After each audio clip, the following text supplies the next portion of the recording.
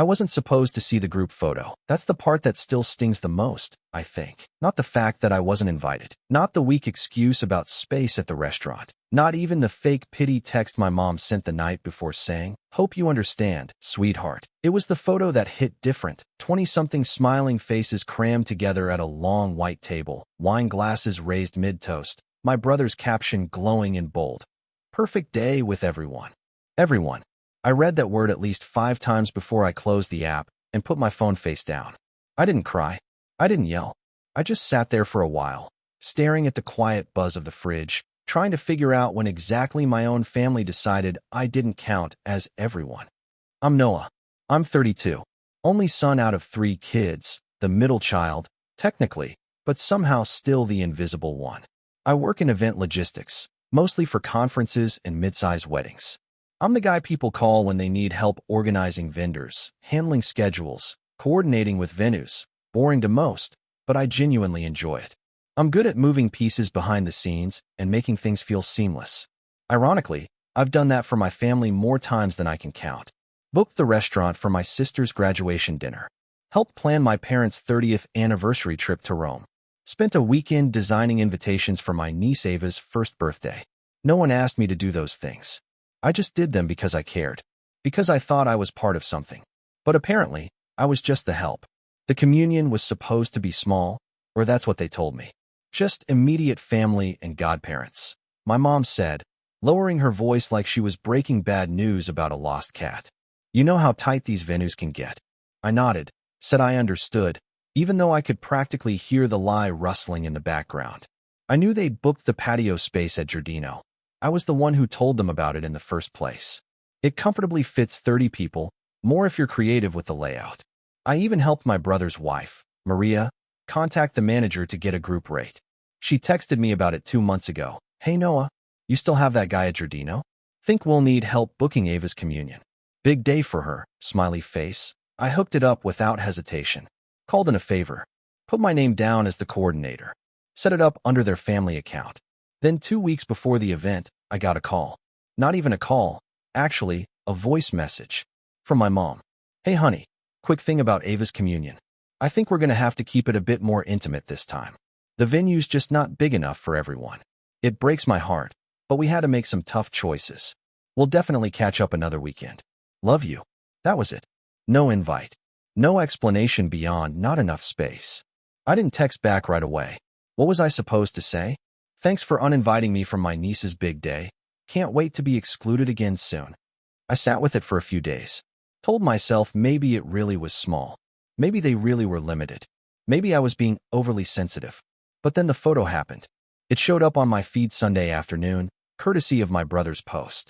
Everyone tagged. Parents, cousins, uncles, family friends, even my old piano teacher from middle school. 22 people in total. Ava sitting at the center of the table like a princess at her coronation, beaming in her little white dress. My sister, Becca, holding a mimosa like she was at brunch in Manhattan. My parents arm in arm, smiling wide. Maria clinking glasses with her best friend, a woman I barely knew. And then the caption, perfect day with everyone. Everyone. I didn't comment. I didn't like the photo. I just stared at it, jaw clenched, heartbeat dull. That familiar hollowness bloomed in my chest. The one I used to get in high school when my parents forgot. I had a debate competition the same weekend they flew out to Becca's soccer finals. Or when they bailed on my college graduation because Dad's back was acting up. I told myself over the years that it wasn't intentional. That some families just miss things. That maybe I didn't make enough noise to be remembered. But this time I had literally built the table they were sitting at. And they acted like I didn't even exist. I don't think they expected me to see the post. I think they assumed I'd be busy that day, or that I'd respect their space issue, excuse, and stay silent. But I saw it. And more importantly, I remembered something they forgot. The reservation was still under my name. And I could change it. I didn't do anything rash. I didn't act out of anger. I waited. I thought it through. I gave myself time to let the frustration settle into something quieter, something colder. And then, the day before the event, I made one tiny change to the reservation they were all relying on. Just one. But it was enough. The next morning, my phone lit up like Christmas. The first message came in at 9:04 a.m. It was from my sister, Becca. Hey, did you do something to the Giardino reservation? They're saying it's not under Maria's name anymore. I didn't respond. At 9:07, Maria texted me directly. Noah, Giardino says the reservation is gone. Did something happen? And then, finally, at 9:09, my mom called. I let it ring. Then she texted, please call me ASAP. We need to talk. Suddenly, I was very, very visible again. But before I get into what happened that morning, I should explain what really brought me to this point. Because it wasn't just one uninvited communion. It wasn't just the restaurant photo.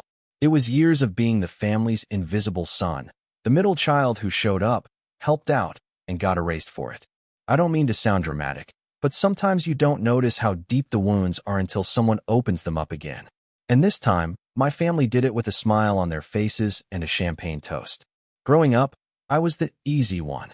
Becca was the golden child, oldest, straight-A student, all-county athlete, homecoming queen. Ryan, the youngest, was the wild card, funny, impulsive, always in some kind of trouble, but somehow still adored. And me? I was the helper, the peacekeeper, the kid who could entertain himself in the corner while mom and dad argued about Becca's college apps or rushed Ryan to soccer practice. I didn't throw tantrums. I didn't ask for much. I figured that if I just kept being useful, they'd appreciate me. I was wrong. When I turned 18, I didn't get a car like Becca. Didn't get a gap-year trip like Ryan. My parents said money was tight. Never mind that dad had just renovated his home office with a leather recliner and new desktop setup. I took out loans and went to a state school nearby. No one visited during freshman year. No one helped me move in. No care packages. Just a "we're proud of you, son" text from dad. And a photo mom posted on Facebook with the caption, 1 down, 2 to go. The only photo of me that semester. But I kept showing up. Holidays, birthdays, barbecues. I was always the one to bring the ice, fix the chairs, take the group photos, grill the burgers. They let me play support crew while pretending I wasn't even on the roster. I think I accepted it, in a sad way. I thought maybe that was just my role in the family. I thought, well, this is just how they are. I'll keep being helpful. They'll see eventually. They didn't. Last year, Ryan and Maria bought a house. Guess who they asked to help coordinate the move? Not Becca. She showed up 2 hours late with Starbucks. Not mom or dad. They stayed home because moving is too chaotic. It was me. I rented the U-Haul, bought the moving straps, mapped the route, even brought a toolkit to help with disassembling furniture. I spent 2 full weekends helping them set up. No one thanked me publicly. Not a word on social media. A week later, Maria posted a photo of the new kitchen with the caption, "Couldn't have done it without our amazing crew," tagging her mom, her best friend, her brother. Not me. I swallowed it. Again. But the communion was different. It wasn't just another event I helped plan. It was for Ava, my niece. My goddaughter. The one I used to babysit for free every Thursday, so Maria could go to her yoga class. The one I bought a full-on Disney princess tent for last Christmas. We have a little tradition, Ava and I. Every time I visit, I bring her a new sticker sheet. I have a drawer full of them in my apartment. She calls me Uncle Stickers. That's what she called me in the video she sent me last year, dressed in a tutu, spinning around the living room yelling, "Uncle Stickers is coming." But apparently not this time. Apparently, Uncle Stickers didn't make the cut for everyone. And that's what broke me. After I saw the photo, I didn't eat for the rest of the day. Not out of protest. Just couldn't stomach anything. I lay on the couch with a weird buzzing in my ears, the kind that comes from swallowing too many emotions at once. Embarrassment, anger, hurt, a little bit of shame too. Because even after all these years, a part of me still expected something different. Still thought maybe they'd see me this time. But that photo made it clear they never would. That night, I opened my laptop and logged into the venue's booking portal. Since I'd helped with the original reservation, I still had coordinator access through the back end. I scrolled to the upcoming events. There it was, Rodriguez Communion Lunch, Sunday, 12:30 p.m., Giardino Patio. I stared at it for a while. Not to decide whether or not I'd do it. I already knew I would. I just needed to feel it first. I needed to sit with what it meant. I clicked Edit. Under Event Name, I typed something new, Rodriguez Reservation, Cancelled. Then I scrolled to Reservation Notes and wrote, Event canceled by original coordinator due to changes in family attendance. Please contact alternate host to reschedule. Then I changed the contact number from mine to my brother's and hit save. It was subtle, clean, nothing messy. I didn't delete the reservation, just shifted it out of existence in a way that would require a phone call to fix. And if you know anything about Giardino, you'd know that calling them on a Sunday morning is about as effective as yelling into the wind. They're understaffed. They don't check emails until Monday. And the manager? Out of town that weekend. I knew this because I'd called him myself 2 days earlier just to ask about rescheduling protocol. Just in case. When the messages started coming in the next morning, I was already up. Coffee brewed. Phone on silent. Watching it light up with names that hadn't bothered texting me in weeks. First Becca, then Maria, then Ryan. My mom tried twice before giving up and writing a full paragraph text. Noah, something's wrong with the reservation. Please tell me you didn't cancel it. We're already on the way there. Then came the kicker, a group text from my brother. Ryan, dude. Seriously? Giardino says they have no record of us. What did you do? Still, I said nothing. I watched the dots bubble up, then disappear, then bubble up again. Ryan, Maria's freaking out. Ava's crying. The whole patio is booked. There's nowhere to sit. We have 20 people standing outside waiting. Becca, this isn't funny. Mom, Noah, please. Your father's getting anxious. Just call the restaurant back and fix this. The best part? I hadn't even spoken to Giardino that morning. I didn't need to. I knew they wouldn't be able to fix it on such short notice. Sunday brunch is their busiest day. Every table gone by 10 a.m. Private events locked in weeks in advance. The Rodriguez communion lunch no longer existed. Just a crowd of overdressed relatives trying to argue with a poor hostess who couldn't find their name. And I was sitting in my apartment, eating cereal. Now, if this had been the only betrayal, the only slight, maybe I would have felt bad. Maybe I would have called and helped them smooth it over. But the real breaking point came 2 nights before the communion. I haven't told you this yet, because I wasn't ready. But it's important. Thursday night, around 8 p.m., I got a call from my cousin Maya. We're not super close, but she's one of the few family members who's always been decent to me. The kind of person who texts me random memes or asks how work's going. She sounded weirdly hesitant. Hey, listen, I didn't know if I should say anything, but I feel like you deserve to know. Know what? Well, your mom told everyone not to tell you about the communion. I blinked. What do you mean? She made it a whole thing. Said they had to keep it quiet because they didn't want you to feel hurt about not being invited. But then at the rehearsal dinner, she joked that it was just easier this way because you always make things complicated. I didn't say anything. She said you'd probably find a reason to make it about you. That it's better if you just skip this one. That was the moment. That was the match. All the times I'd been quiet. All the things I'd done. And this was how they saw me. As a nuisance. A complication. Not even worth a seat at the table. I remember thanking Maya quietly. Hanging up. Sitting there in my dark living room. Listening to the hum of my ceiling fan. And realizing something clicked inside me. That was when I decided they didn't deserve my help. They didn't deserve my silence. And they definitely didn't deserve that reservation. So when Ryan's last text came through that morning, "Are you seriously doing this to your own family?" I finally typed a reply. But not to explain. Not to apologize. Just 4 words. There wasn't enough space. And then I turned off my phone. The silence after I turned off my phone wasn't peaceful. It was loud. Louder than any family argument I'd ever been in. Louder than Ryan's texts or Mom's passive-aggressive sighs or Maria's tight, clenched smile apologies. It wasn't just the absence of noise. It was the sudden vacuum of obligation. I sat on my couch, cereal half finished, scrolling mindlessly through channels I wasn't watching. The weight I'd carried for years, the one I hadn't even known was there, had lifted in an instant, and yet somehow, I still felt hollow. I didn't feel triumphant. I felt untethered. And what came next wasn't the flood of relief I'd imagined. It was guilt. Not because I thought I'd done something wrong, but because I had always been the fixer, the helper, the one who showed up, stayed quiet, solved problems no one even asked me to solve. And for the first time in my life, I had watched them struggle and let them. That night, I couldn't sleep. I kept hearing Ava's laugh in my head, that little squeal when she used to see me walk in the door holding a sticker sheet behind my back.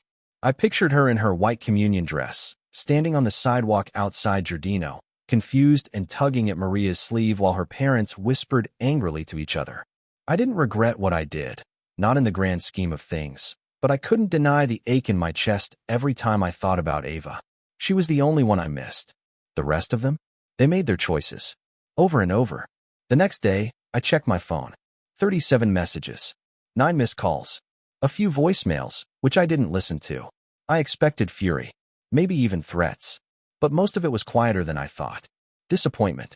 Guilt-tripping. Becca wrote. This was supposed to be a special day, and you ruined it for everyone. Ryan's last message was a short, "We're done, man." My mom's tone varied, alternating between pleading and scolding. Her final text read, "You need to think about what kind of person you want to be." That one got to me more than I care to admit, because I had been thinking about that. For years, I just never asked myself what kind of person they wanted me to be, only what they needed. And that's what started to change. I didn't respond to any of them. I gave myself space, literal, emotional, everything. I deleted the group chat, unfollowed most of them on social media, not out of pettiness, but peace. The notifications were noise, and I needed quiet. Not the loud kind, not the screaming silence I'd felt on Sunday, but real quiet. The kind that lets you hear your own thoughts again. For a while, it was lonely. I'd never realized how much of my weekly routine had revolved around them. Sunday dinners, Friday errands, random favors. I used to get at least 5 texts a week from one family member or another asking if I could take a look at this or swing by and fix that. I thought they reached out because they trusted me. I didn't see how often I was being used. So when the messages stopped, I had to face something uncomfortable. I had filled my life with obligations because I was scared of what was underneath. But once the dust settled, I started finding something new. Or maybe it had been there all along, waiting for me to notice it. Work picked up. I started getting more clients. Not just weddings, but higher-end conferences, destination gigs. One day I got an inquiry from a woman named Cynthia who ran a PR firm in Miami. She needed someone to coordinate a luxury real estate summit. 300 guests, 5 vendors, live musicians, custom catering, the works. I normally would have passed, assuming I wasn't experienced enough for that scale.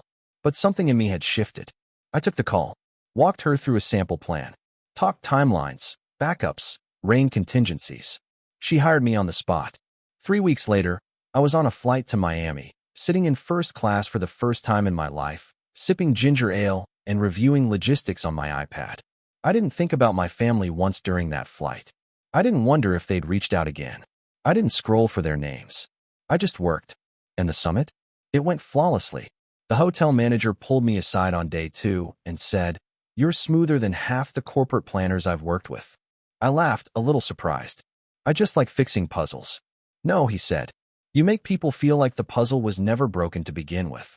It stuck with me. When I got back home, something strange happened. I started sleeping better. My apartment, always a little cluttered, always in some state of "I'll get to that later," got cleaner. I donated 3 garbage bags of stuff, rearranged the furniture, took down an old photo collage of my family that had hung in the hallway since I moved in. Not out of bitterness, just readiness. It felt like shedding skin. I started running. Nothing crazy, just a mile or 2 in the evenings. I picked up new routines. I joined a weekly pub trivia group with some folks I met at a client's wedding. Turns out I'm pretty decent at music rounds. One night, we won a $50 bar tab, and I bought the whole team wings.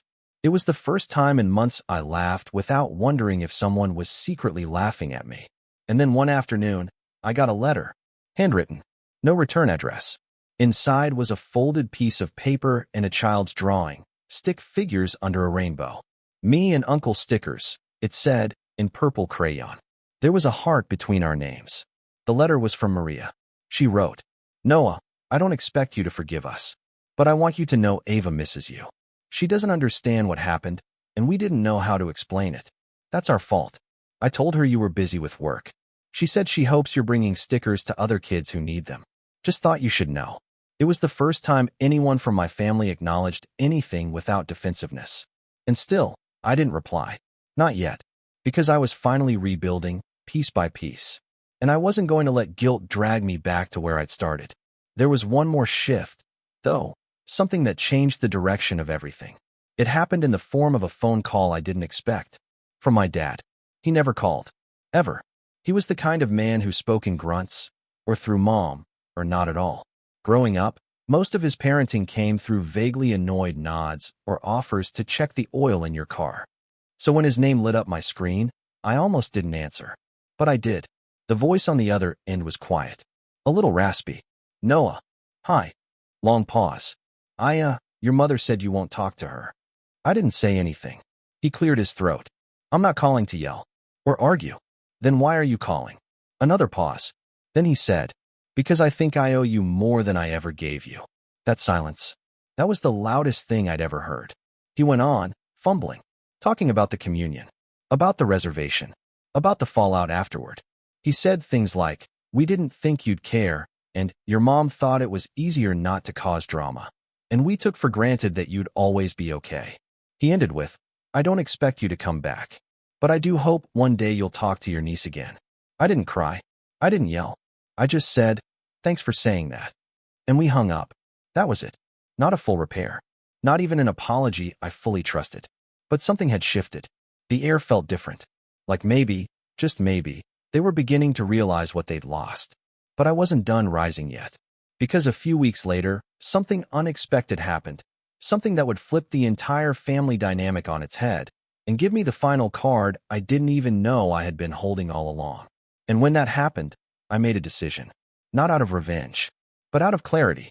Let me take you back a few months before the communion incident, because this setup didn't start after the cancellation. It started when I quietly built something they never bothered to notice. In early spring, a friend of mine named Eli, someone I'd met through an event vendor connection, invited me to help him co-manage a logistics contract for a boutique hotel chain that was expanding. They needed someone local to handle vendor coordination, schedule routing, booking systems, all the back-end chaos that most people don't see. I signed on as a contractor, thinking it'd be a side gig. But it became more than that. The hotel group had just acquired 2 properties in our city, one of them being Giardino. Yeah, that Giardino.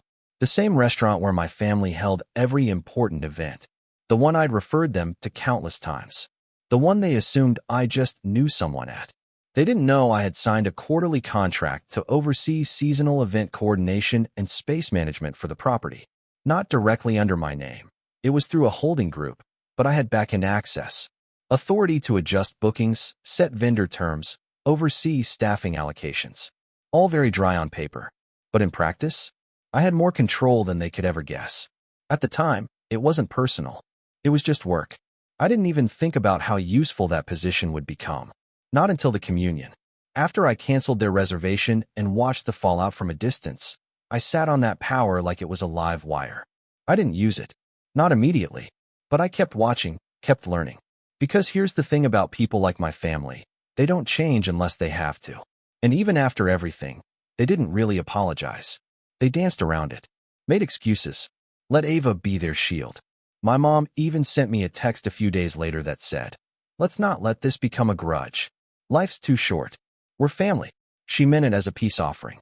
What she didn't realize was that peace wasn't hers to offer anymore. So I waited. I knew they'd eventually try to book something else, a birthday, a party, a baby shower, whatever. I didn't have to guess. Becca was pregnant again. Maria's birthday was coming up in July. And Ryan had been hinting in family group chats, which I was no longer part of, but heard about through Maya, that he was thinking of doing something big for Dad's 65th in August. That was my window. All I needed to do was stay quiet and prepare. First step? Information. I reached out to Maya.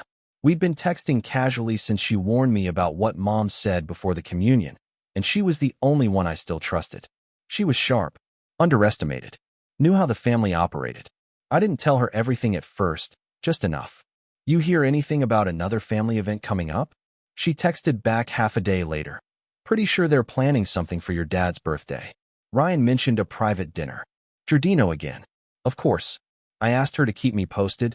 Nothing shady, just updates. She agreed. Said it was about time someone in the family flipped the script. Next step? Leverage.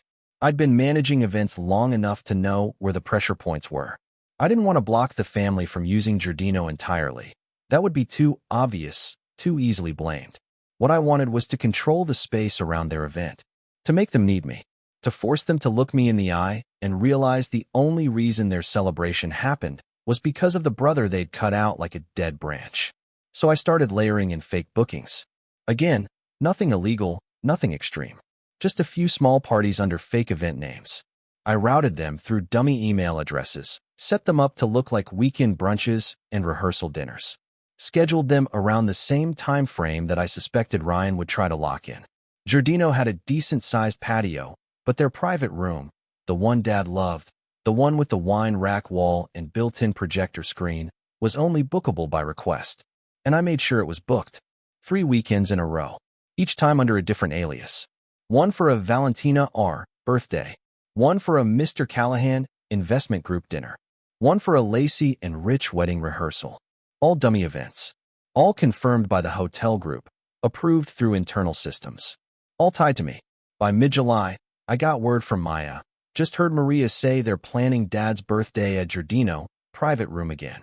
Same setup as their 30th anniversary. She's calling tomorrow. Perfect. That night, I sat at my desk and wrote an internal memo to the booking manager. Priority reservation conflict flagged for August 19th. Existing event client, under contract, has prior hold on the private space. Alternative options, outdoor patio or main dining room, both subject to time restrictions. Translation, they could still book Giardino, but not the good room. Not the special one. Not without me lifting the hold. Sure enough, 2 days later, I got a Slack message from the site coordinator.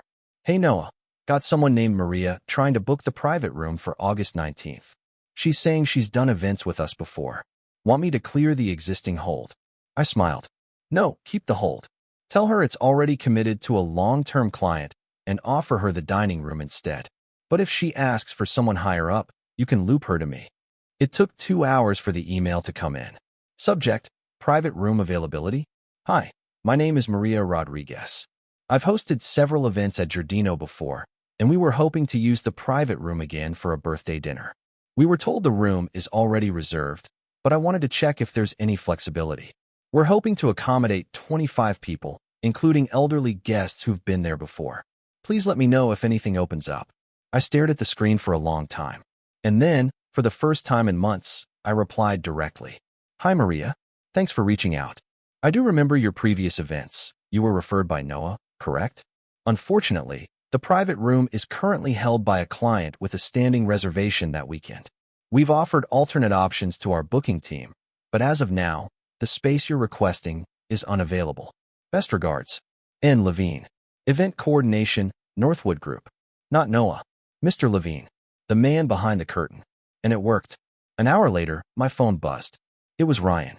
I let it ring, then listened to the voicemail. Hey, so, I know things have been weird, but Maria said you might be able to help with Dad's birthday thing. We're not trying to fight, man. We just want to make it special. If there's any way to make the room work, maybe we could talk. There it was. Not an apology, but a request. A recognition. A door creaking open. I didn't call back. Not yet. Because the real setup wasn't finished. There was one more card I hadn't played. And it was the one that would make everything snap into place. Not just for them, but for Ava. Because while the rest of the family saw me as the forgotten middle child, the invisible fixer, the backup plan, Ava still saw me as Uncle Stickers. And she deserved to know what family really meant. But that would take one final reveal. And I was going to deliver it at the birthday party they'd spent months planning. A party that would only happen if I allowed it. And when I did, let's just say, I had a little surprise planned. Dad's birthday landed on a Saturday in late August, sunny, no clouds, the kind of day that practically screams celebration. I knew they were planning something big. Becca flew in from out of town. Mom had called the bakery she loved. Maria had even arranged for a custom slideshow with old photos of Dad's fishing trips and golf games and random childhood memories they'd all gathered together. But none of it would have happened if I hadn't allowed it. See, after Ryan's voicemail, I waited exactly 2 days before replying. Not to his phone. I emailed Maria directly from my official address. Hi Maria. The client scheduled for the private room on the 19th has adjusted their booking. The space will now be available for your preferred time. We'll ensure a clean handoff. Please confirm guest count and menu preferences by Wednesday to finalize. Regards, N. Levine, Northwood Group Events. She replied within the hour. Confirmed. Thanked me. Didn't ask any questions. She never knew why the room was suddenly open. That was part of the plan. Now, If this were the kind of revenge that involved screaming matches or public shaming, this would be the moment I'd tell you about a big scene. A confrontation. Maybe me showing up uninvited and watching everyone squirm. But that's not the kind of person I am. I didn't want to ruin the party. I just wanted to own it. Quietly. From the inside. Let them raise their glasses, eat their fancy cake, click through their slideshow. Let them feel like they were in control, like they'd successfully swept everything under the rug. They had no idea they were partying in a room that only existed because I allowed it. Because the complicated brother they tried to exclude was the one who held the keys. But I wasn't finished. The real revenge, the one they'd never forget, was waiting in the final course. It started with a gift. I had it delivered that evening, wrapped in simple navy paper, no bow. A card taped to the front that read, "To Dad," from an old friend. Inside the box was a bottle of Glendronach 1990, a 25-year aged single malt scotch that my dad used to rave about, but never bought for himself. Too expensive, he'd always say. Limited edition. Sold out years ago. I had found one through a private collector I met at an event in Miami. Cost me more than I'd ever spent on a gift. Worth every cent. There was also a small envelope under the bottle, with a printed letter. Happy 65th, Mr. Rodriguez. Thank you for trusting Northwood Group with your special day. We hope this space brings you joy and connection with the people who matter most. The event today was made possible by one of our top-tier associates, Mr. Noah Rodriguez, who coordinated the space on your behalf and ensured the reservation could proceed despite previous constraints. All the best. Northwood Events. That was it. No signature from me. No dramatic monologue. Just a quiet little truth, delivered straight to the table after dinner, with dessert. I wasn't there to see it. But Maya was. She'd been invited, of course, and she agreed, weeks earlier, to keep an eye on things. Her text arrived around 9:40 p.m. Maya, they just opened the gift. Your mom turned white. Dad's holding the letter like it's radioactive. Then, Maya, Ryan asked Maria who Northwood was. Becca's pretending she understands. LOL. And finally, Maya, he's reading the part about you coordinating everything. Oh my God. This is gold. I didn't respond right away. I was sitting in my apartment with a takeout pizza, watching a documentary about Icelandic volcanoes. Calm. Full. Not waiting for validation. Just knowing the storm had landed exactly where it was supposed to. Half an hour later, my phone rang. It was my dad. This time, I answered.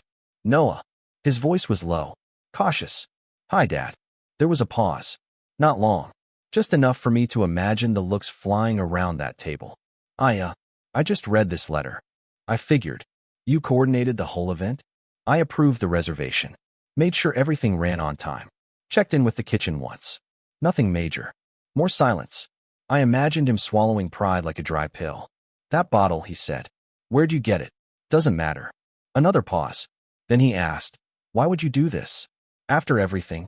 And that was the moment I had waited months for. I let it breathe. Then I said, because someone had to show you how much I matter without ever having to say it out loud. He didn't respond right away. Eventually, I heard him exhale. Slow. Heavy. I guess we were wrong. Yes, I said. You were. I didn't need to yell. Didn't need to list every offense, every snub, every time they left me out and called it love. That line, you were wrong, was the only truth I needed them to sit with. He asked if I wanted to come by. I said I was good where I was. Then I hung up. And that should have been the end. But of course, there was fallout. Becca texted me the next morning, acting like everything was fine. Nice surprise last night. You coming to Mom's next week for brunch? I didn't reply. Maria emailed me 2 days later, trying to explain, not apologize, just explain. We thought it would be easier if you weren't at the communion. Ava had so many people to see. We didn't think you'd want to be there if space was tight. I deleted it. Ryan didn't say anything for a full week. Then he sent one line. You could have just told us. I stared at it for a long time. Then typed back. So could you. And I left it at that. Mom took the longest to break the silence. She waited 2 weeks. Then sent me a handwritten card. Same cursive she used to sign birthday cards growing up. Noah, I know I've hurt you. I don't know how to make it right. But I hope someday you'll let me try. Love. Mom. Inside the envelope, she'd tucked an old photo. Me at age 7. Sitting on the patio at our old house, holding a popsicle and grinning like I'd just discovered joy for the first time. On the back, in her handwriting, "You always had the biggest heart." I didn't cry. I didn't rage. I just placed the card in a drawer with my important documents and walked back to my desk. Because I was booked for the next 3 weekends, real clients this time. People who valued my time, who said thank you, who paid in full and followed up with 5-star reviews. I was building something that didn't require me to prove myself again and again to people who couldn't see past their own reflections. And Ava? I saw her again eventually. About a month later, I sent her a package. Inside were 20 new sticker sheets, a small stuffed dinosaur, and a note that said, "From Uncle Stickers. Still here. Still proud of you." She sent back a drawing. 2 stick figures again, but this time, we were inside a big building with a sign above the door. It said, "Family." And under it, in Ava's handwriting, "You belong here." I smiled, taped it to my fridge, and went on with my life. Because sometimes, the best revenge isn't ruining someone's party. It's building a better one without them, and sending an invitation only if they earn it. When my son opened the gift from his grandmother and found an empty box, something inside me snapped, but not in the way you might think. My name's Hector. I'm 36, a single dad to the most thoughtful, sensitive little boy you'll ever meet, Elijah. He just turned 7, and even at that age, he understands things most adults can't. Maybe it's because he's had to. I work in IT support, nothing glamorous, but it pays the bills and keeps us comfortable. It's just us two, and I've done everything I can to make sure he never feels the absence of anyone who walked out on us, including his mom. She dipped when Elijah was 2 and hasn't been back since. That's a different story, though. This one's about someone who was supposed to stay, someone who smiled through her betrayal like it was an act of love. My mom, Gloria, has always been complicated. I used to call it quirky when I was younger, even charming in a way. She'd play favorites like it was a game, making jokes like, "Well, you know your brother was always my little prince," or, "Your sister's boys are just more high energy than Elijah. He's so quiet," as if being gentle was a flaw. I brushed it off for years. I made excuses, told myself she was getting older, that maybe she didn't realize what she was doing. But looking back, I think I knew. I just didn't want to admit that my own mother could be cruel in such a quiet, cutting way. She has 3 grandkids. Elijah, my son. Then there's Jamie and Caleb, my sister Marlene's 2 boys, 8 and 10. They're a handful, always have been. Marlene's a single mom too, and we used to be close, until money started changing things. Or maybe it just revealed what was always there. I don't know. Ever since our dad passed away and left a modest inheritance, things have been off. Mom took it upon herself to manage the funds, despite us all being adults. She'd say things like, "It's just better this way. I know who really needs it." And surprise, surprise, who really needed it was always Marlene. Always her boys. It all came to a head 2 weeks ago at what was supposed to be a simple family gathering. Elijah had made a little card for Grandma, hand-drawn with colored pencils, a smiley sun in the corner, his shaky block letters spelling out, "I love you, Grandma." He was so proud of it. He tucked it into the gift bag she handed him without even looking inside first. He trusted her. That's what kills me. He looked up at her with those wide eyes, expecting something. Not much. He's not greedy. A small toy. A book. Maybe even socks. Anything to show she thought of him. Instead, he reached in and pulled out an empty cardboard box, the kind that maybe once held jewelry or a gift card. There was nothing in it. Not a note. Not a sticker. Not even a piece of tissue paper to soften the blow. He stared at it for a second. Then he looked at her. "Grandma," he said, so quietly I almost didn't hear it. "I think something's missing." That's when she laughed. Not mean exactly, but dismissive. Like this was all some joke we were all in on. "Oh, honey," she said, smiling like she was sharing some deep wisdom. "I gave the real presents to Jamie and Caleb. They needed them more. You understand, don't you? You already have everything." Elijah blinked. "But I made you a card." "I saw it," she said, already turning away to where Marlene and the boys were tearing into their brightly wrapped packages. Remote-controlled cars, expensive Lego sets, matching winter jackets that probably cost more than I spend on rent. "It's very sweet. You're such a sweet boy." He didn't say anything else. Just sat there, that empty box still in his lap, while the room buzzed around him like nothing happened. Like that was normal. Like it was okay to teach a child he was less important because he didn't need things as much as someone else. I didn't raise my voice. I didn't make a scene. I just walked over, took Elijah's hand, and said, "Let's go, bud." He looked up at me like he was trying to be brave, but I could see the confusion in his eyes, the hurt. I strapped him into the car seat and climbed into the driver's side, gripping the wheel a little too tight. He looked so small in the rearview mirror. "Dad?" he said softly, almost a whisper. "Yeah. Did I do something wrong?" That was the moment. That was the exact second I knew things had to change. I turned around and looked him in the eye. "No, Elijah. You did everything right. And I promise you, you'll never be made to feel second again. Not by her. Not by anyone." He nodded, then leaned his head against the window and didn't say anything else the whole ride home. I don't know if he believed me, but I meant every word. 2 weeks later, she called. I saw her name flash across the screen, Mom. I let it ring out. She tried again, then again. On the fourth call, I picked up. Her voice was softer than usual, almost unsure. "Hector," she said, "I hate to ask, but I need a little help. It's my prescription, my blood pressure medication. They upped the cost, and well." I let her talk. Let her explain the situation in detail. How Marlene was short on cash. How the boys were sick. How she was stressed. Then she said, "I know you've always been responsible. I could really use a hand this time." I didn't yell. I didn't argue. I just said, "Ask the grandkids you invested in. My son and I won't be part of this anymore." Then I hung up. That was the start. I thought it would end there, but it didn't. Not even close. Because what I didn't know then was that my mom wasn't just playing favorites. She was playing a long game, one that involved money, manipulation, and more lies than I was prepared for. And soon, the fallout would hit harder than I expected. The calls didn't stop after that first one. My mom tried texting me too, always the same carefully worded messages. "I'm sorry if you were upset the other day," or "Can we talk? I think you misunderstood," or "Elijah is such a special boy. You know I love him." But there was never an actual apology. Never anything resembling accountability. Just vague platitudes meant to smooth things over without addressing the core issue, that she didn't treat my son like family. Not really. And maybe she never had. The worst part was how normal she acted in the days after. As if what happened wasn't a big deal.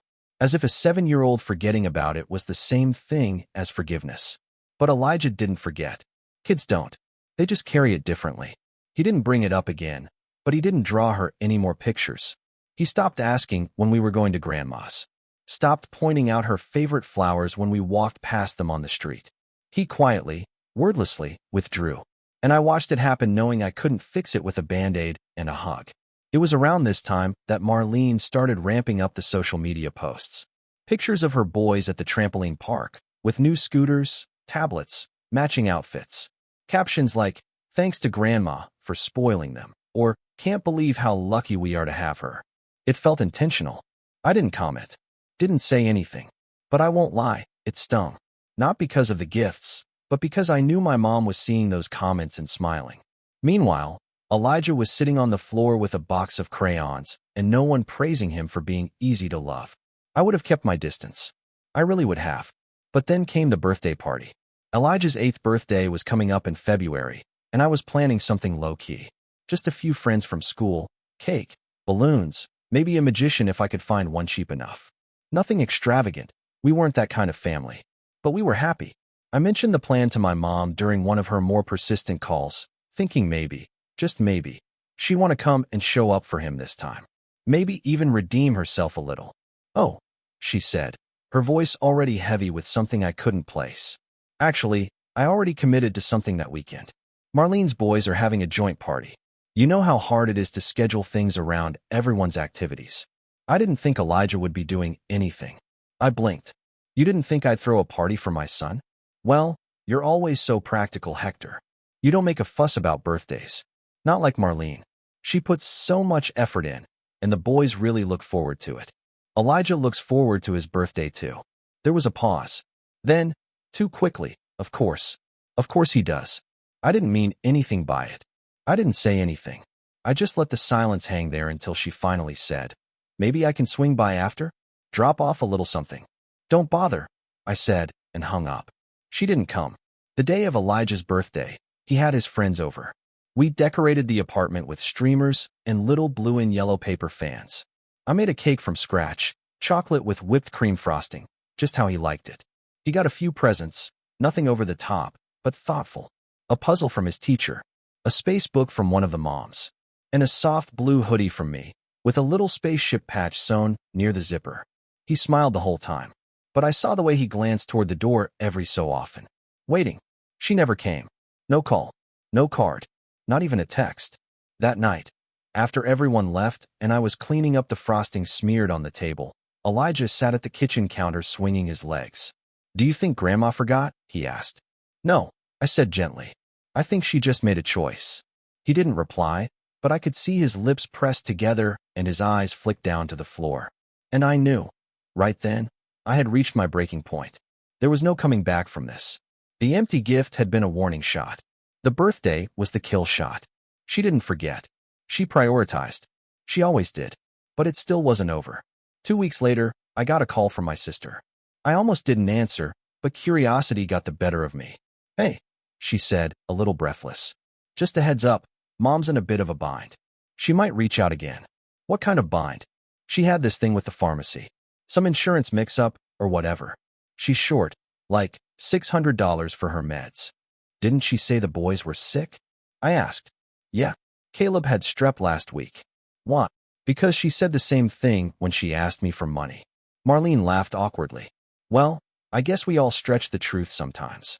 "Is that what we're calling it now?" Silence. Then she said, "Look, I know things got weird at Christmas, but Mom's just trying her best, okay? You're being a little dramatic."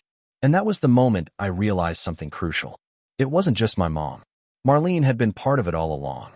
Maybe not actively, but she benefited from the favoritism. She accepted the gifts, the praise, the blind loyalty, and she never once asked why Elijah got left behind. She didn't question it because it worked in her favor. "You know what, Marlene?" I said, trying hard to keep my voice calm. "I don't want to be part of this anymore. You and Mom can keep your little circle. I'm out." "Don't be ridiculous," she scoffed. "She's your mother." "No, she's Elijah's grandmother. And she's failing at that job." I hung up. And then came the betrayal that made everything before it feel like child's play. I got a letter in the mail. Not an email. A letter, official looking, with my mom's handwriting scribbled on the back in cursive. At first, I thought it was something about her prescriptions. Maybe a bill she was trying to forward to guilt me into paying. But when I opened it, I froze. It was a copy of a legal document. Something called a revocable transfer on death deed. Apparently, sometime in the past year, my mother had added Marlene's name to the deed of her house. Not just as a beneficiary, but as a joint owner with full survivorship rights. Meaning, when my mom died, the house would automatically become Marlene's. No probate. No will. No discussion. I sat down at the kitchen table and just stared at the paper. There was a sticky note attached. It read, in her soft, loopy handwriting, "I know this might sting, but Marlene's always been the most stable one. She can manage things when I'm gone. I hope you understand." Understand? That was when the rage hit. Not just anger, but betrayal. Deep, molten, nauseating betrayal. I hadn't expected anything from her estate. Truly. But to be deliberately excluded, not just financially, but symbolically, after everything I had done, after raising my son alone, after being the one she always called when the car broke down or the doctor needed to be driven to. It felt like a slap in the face with a smile attached. This wasn't about money. It was about erasure. It was about being written out of her life before she was even gone. And suddenly, everything else started clicking into place. The missing birthday invite. The surprise exclusion from family group photos Marlene would post. The fact that Mom had stopped asking about Elijah's school plays, his art projects, the things she used to pretend to care about. She had already cut us out. The paper was just the final confirmation. I didn't cry. Not then. I couldn't. I felt hollow. Like someone had carved out the part of me that still hoped, foolishly, that things could go back to how they used to be when I was a kid and Mom packed my lunch with those little napkin notes. Elijah found me sitting at the table and climbed into the chair next to mine. He saw the paper, but didn't ask what it was. Instead, he said, "Can we have waffles for dinner?" I nodded. "Yeah, bud, we can have waffles." And as I got up to pull out the mix, I knew something inside me had changed forever. This wasn't just about my mom anymore. This was about protecting my son from a legacy of hurt. And whether she liked it or not, I wasn't done yet. Because if she wanted to cut us out, I was going to show her just how clean that cut could be. But first, I needed a plan. And that's when everything started falling into place. I wish I could say I sprang into action the moment I read that deed. Like I flipped some emotional switch and immediately started plotting my comeback. But the truth is, I spiraled a little first. That week was a blur of work emails I barely answered, meals I forgot to eat, and nights I spent staring at the ceiling with a knot in my chest that wouldn't go away. There's something uniquely gutting about realizing that someone who's supposed to love you unconditionally decided, quietly, gradually, that you weren't worth the effort. And worse, that she didn't think your child was either. For days, I went through the motions, packed Elijah's lunch, walked him to school, smiled when I had to. But inside, I felt numb. Like I was watching my life from the outside, just going through the script. Every time I looked at Elijah, I felt this pang of guilt. He didn't deserve any of this. He was just a kid, a good one, and I'd let people make him feel invisible. One night, a few days after the letter arrived, I caught him trying to tape his birthday card back together. The one he'd made for Grandma. It had been tossed on the side table since the party, a crease down the middle where it had been folded and unfolded too many times. He sat at the coffee table, tongue peeking out in concentration, pressing Scotch tape along the edge like he was trying to fix something precious. "Hey," I said, kneeling down. "What are you doing with that?" He looked up. "I just thought, maybe if I fixed it, she'd want it." My heart cracked in half. I sat down next to him, pulled the card gently from his hands, and set it aside. "You don't need to fix anything, okay? This," I tapped his chest, "is already enough." He nodded slowly, not fully understanding, but sensing it mattered. Then he leaned into me, small and warm and trusting. I wrapped my arms around him and made a decision right then. We weren't waiting for anyone to show up for us anymore. We were going to build something better. Just us. The next morning, I called HR at work and asked about remote opportunities. I'd been doing the same mid-level IT support role for almost 5 years, steady, but stagnant. I'd always told myself I'd look into promotions or side gigs once things settled down. But now I saw that settled down was just another excuse to stay small, to stay safe. My manager, Laura, surprised me. She told me about a new internal program, something about digital infrastructure migration, that paid more and offered flexible hours. It would mean extra certification, but she said, "Hector, I've seen your work. If you want this, you've got it." I wanted it. So at night, after Elijah went to sleep, I studied, took online courses, practiced mock scenarios, joined forums, asked dumb questions, and got smarter one thread at a time. It was exhausting, but it was the good kind. The kind where you fall asleep knowing you moved the needle. At the same time, I started showing up differently for Elijah too. More engaged, more present. Not that I hadn't been before, but now it was intentional. I signed him up for a Saturday science club at the local library. Volunteered to chaperone his field trip. We started a little tradition where every Friday night was adventure night. Just the two of us, trying something new. Sometimes it was a movie with weird snacks.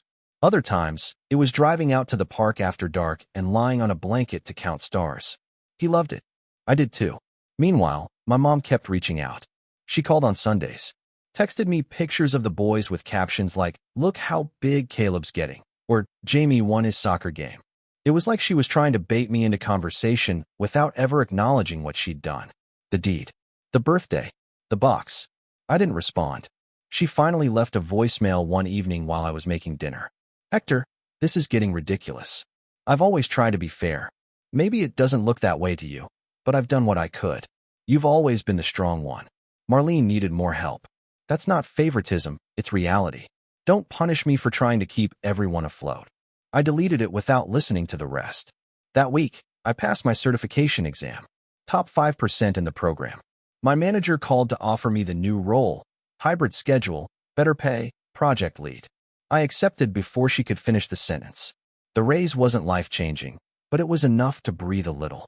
I upgraded Elijah's room, got him a proper desk, a bookshelf for all his space books, and glow-in-the-dark stars for the ceiling. I also splurged on a second-hand telescope. He was ecstatic. We stayed up late that night looking at the moon. He pointed to a crater and said, "That's where I'm going to build my house." I smiled. "I'll come visit you, okay? Just don't forget to call your old man from the moon." He giggled, but then his face turned serious. "Do you think Grandma would want to come to the moon too?" I paused, choosing my words. "I think Grandma made her choice, buddy." But that doesn't mean you have to carry it. You can still go to the moon. You can still dream big. He nodded. I'm going to build you a space chair. A few weeks later, I got an email from my aunt, my mom's older sister, Lorraine. She lived a few towns over, and we didn't talk much, but we'd always gotten along. Hector, the email read, I'm not sure what's going on with you and your mother, but I thought you should know. She's been telling people you're withholding Elijah from her as punishment, that you've cut her off financially and won't even let her see her grandson. I know there's more to it than that. If you ever want to talk, I'm here. That was the moment I realized my mother wasn't just avoiding accountability. She was rewriting the narrative, playing the victim, painting me as some cold, vindictive son who was keeping a child away out of spite. And the thing was, people believed her. Family friends stopped liking my photos on social media. Old cousins stopped replying to my messages. One even sent a snide DM. Heard you're too good for family now.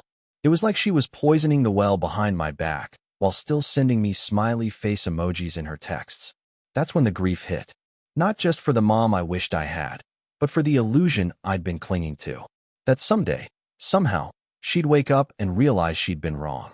That she'd come to Elijah's school play with a bouquet of flowers and tears in her eyes, saying, I'm sorry I missed so much. But she wouldn't. She didn't think she was wrong. She never would. So I grieved. I let myself feel the loss, not just of a parent, but of a relationship I'd spent my whole life trying to earn. And once I accepted that, something shifted. I felt lighter, freer. I stopped worrying about who believed her. I stopped explaining myself to people who didn't ask for the full story. I focused on what I could control, my home, my son, my peace. And slowly, quietly, things got better. I started journaling at night. Signed up for a local co-op where Elijah and I learned how to grow our own herbs. I joined a dad's group, just a few guys who met once a month for wings and board games. It wasn't groundbreaking, but it reminded me that I wasn't alone. One of the dads, Theo, ran a side business doing small network installations for local offices and clinics. He liked my vibe and asked if I wanted in on some freelance work. I said yes. By the end of the month, I had 3 side clients and a second stream of income. I finally opened a college savings account for Elijah. Nothing massive, but a start. Life didn't explode into sunshine and rainbows.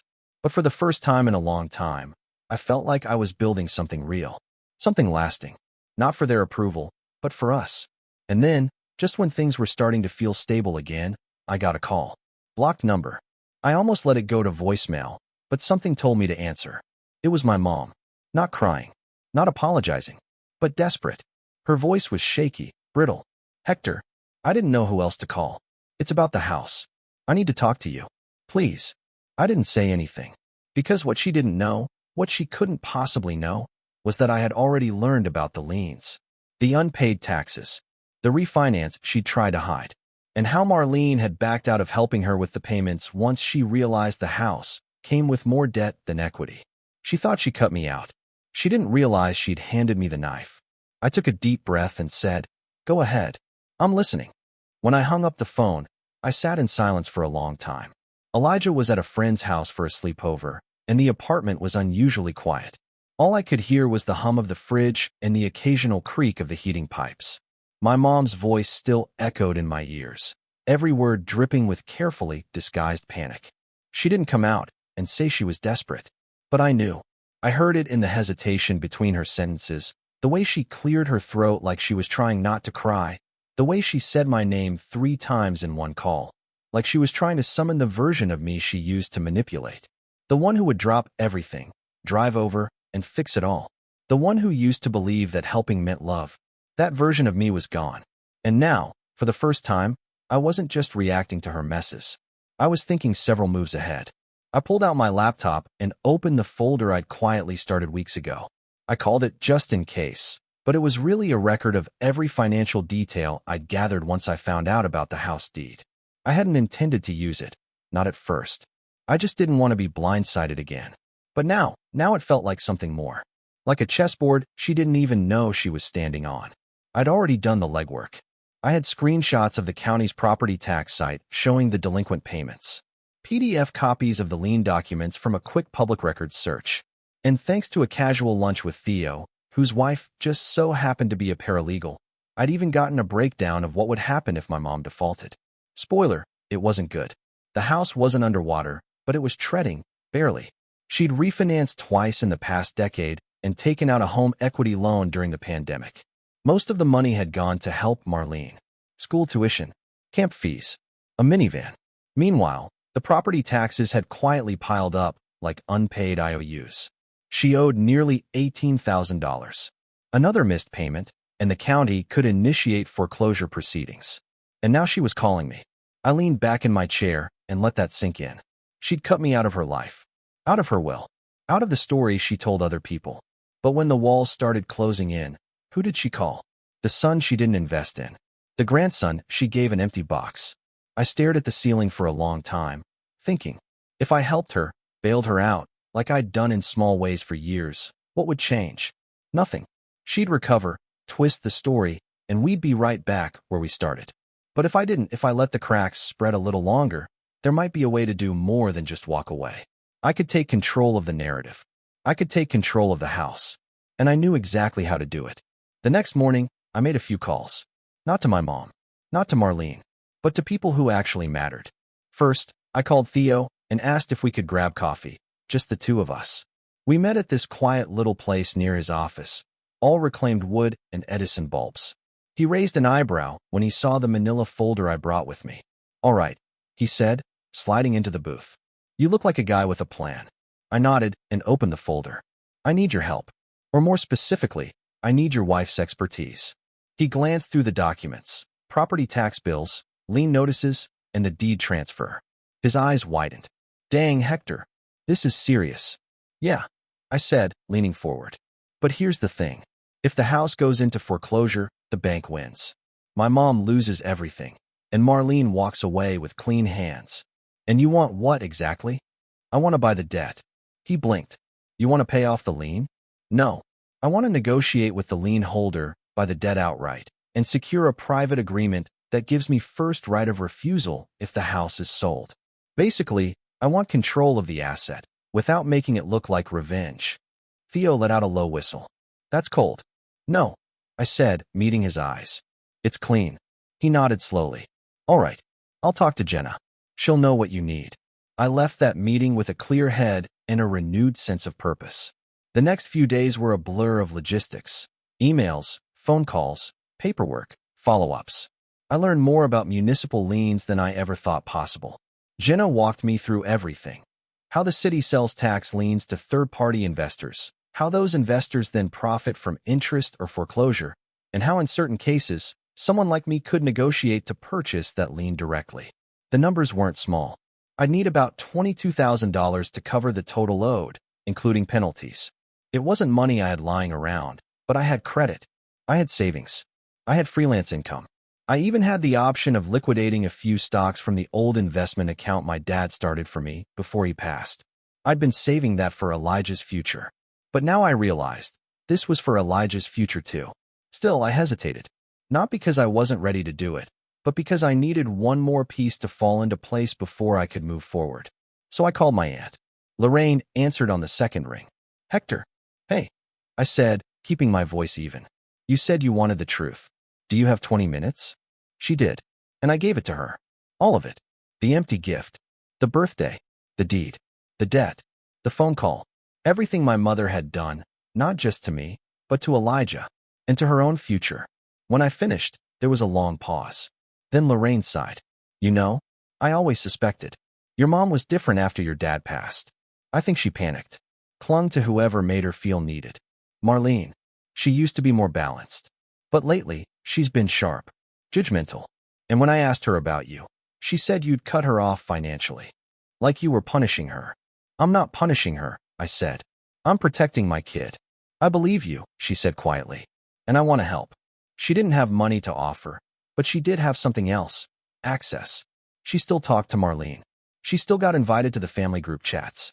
She still knew when mom had appointments, when she'd be home, when she'd be distracted. And she was willing to share. I didn't want sabotage. I wanted opportunity. And Lorraine gave me just that. She told me that mom was scheduled to meet with a financial advisor the following week. One she'd been hoping would find a way to save the house without involving me.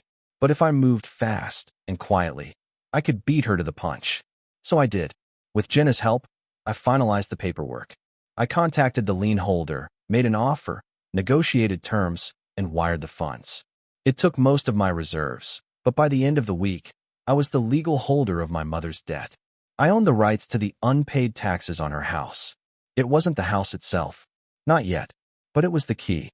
And now I had it. The morning after everything went through, I got a message from Lorraine. She thinks she has a solution. Marlene told her to ask you again. Said she was too busy to help now. Thought you should know. I didn't reply, because I knew the call was coming. She called on a Thursday, right on schedule, just like Lorraine said she would. I let it ring until the very last second before answering. Hector, she said, breathless, like she'd just run a mile to get to the phone. I've been thinking about our last conversation, and I think maybe we both said things we didn't mean. I didn't respond. I let the silence stretch. I'm meeting with someone next week, she continued. A financial advisor. Marlene gave me the contact, but I wanted to give you the chance first. I didn't want you to feel left out. I almost laughed. Left out. That was rich coming from a woman who'd made my son feel invisible on his own birthday. I'm listening, I said instead. She launched into it like a rehearsed monologue. The taxes, the penalties, the threat of foreclosure, the stress, the mistakes she may have made, and how maybe we could come to an agreement.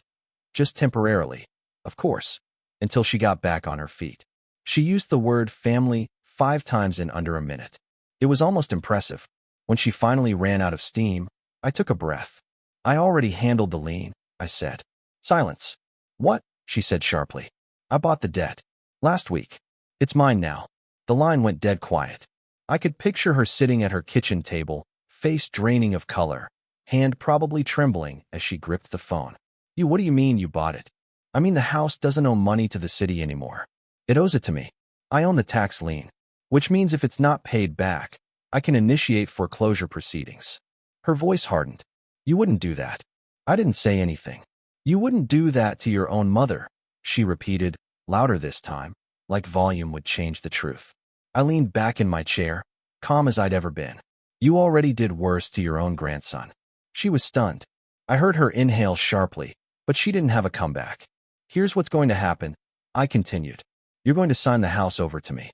I'll take over the mortgage and taxes. You can stay in it, rent-free, for 1 year. After that, we'll evaluate. But legally, the property will be mine. You can't be serious. I am. And if you don't agree, I'll move forward with foreclosure. It'll go public. There'll be notices on the door. Your neighbors will talk. And Marlene? She's already out. She's not coming to save you. She used you up, and now she's done. She's my daughter. And I'm your son. I snapped, finally letting a bit of the heat show. But that never seemed to matter much, did it? The silence on the other end of the line was deafening. I'll give you a few days to think about it, I said, my voice returning to calm. You'll get the paperwork by the end of the week. And then I hung up. The fallout came fast. 3 days later, I got a text from Marlene. All caps. What did you do to MOM? I didn't respond. She called next. Left a voicemail accusing me of being a backstabbing snake and stealing our family home. She said I was manipulating Mom in her vulnerable state, that I was traumatizing everyone, that she'd call the police, a lawyer, the Pope, probably. Then came the email from my mom. It was different. Not angry, not defensive, just 5 words. I signed the transfer papers. That afternoon, Lorraine confirmed it. Mom had gone to the notary with the documents. Everything was in motion. The deed would be mine within the week. I didn't feel triumphant. Not exactly. I felt clean, like I'd finally taken back something that had been quietly stolen from me years ago. And from Elijah. A month passed. We didn't visit her. I didn't call. I had the locks changed and gave her new keys. I set the terms clearly in writing. 1 year rent-free, utilities covered, with quarterly reviews. If she tried to sell, refinance, or change anything about the property, the deal would be void. She didn't thank me, but she didn't argue either. I'd won, and she knew it. As for Marlene, she disappeared from the family group chats. Word got around, though not from me, that she'd been dodging Mom's calls ever since the debt surfaced. Apparently, she'd moved on. New boyfriend. New city.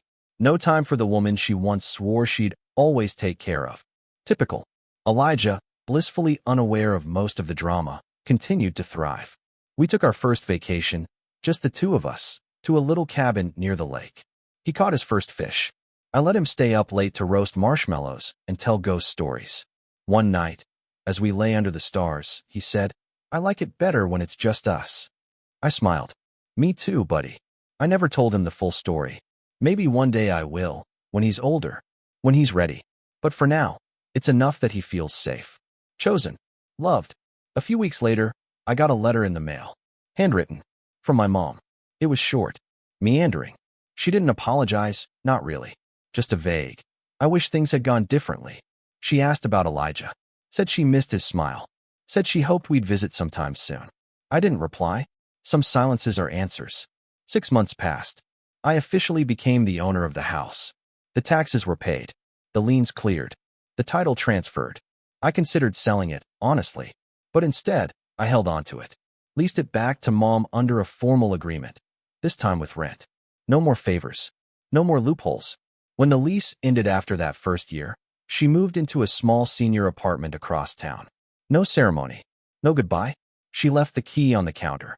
I changed the locks again and had the place deep cleaned. And then I did something I'd been dreaming about since the day Elijah opened that empty box. I turned the house into a transitional home for single dads and their kids. With help from Theo and a few contacts at the co-op, we started a program. Short-term housing, job placement assistance, parenting workshops. I called it Elijah's house.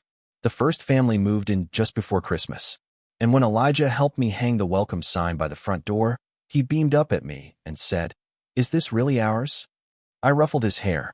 "It is now. Because sometimes the best revenge isn't taking something back. It's building something better in its place." And that's exactly what we did.